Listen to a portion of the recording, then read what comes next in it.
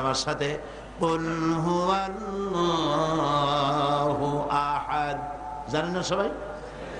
জবান ছেড়ে দিয়ে সবাই পড়েন আমার সাথে, কুল হুয়াল্লাহু আহাদ আল্লাহুস সামাদ লাম ইয়ালিদ ওয়া লাম ইউলাদ ওয়া লাম ইয়াকুন লাহু কুফুয়ান আহাদ।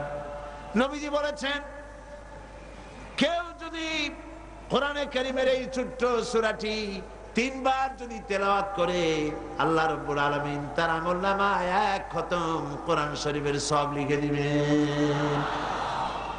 নবীজি বলেছেন, কোরআনে কারীমের সূরা ইয়াসিন প্রত্যেকটা প্রাণীর দেহের ভিতরে হৃৎপিণ্ড থাকে।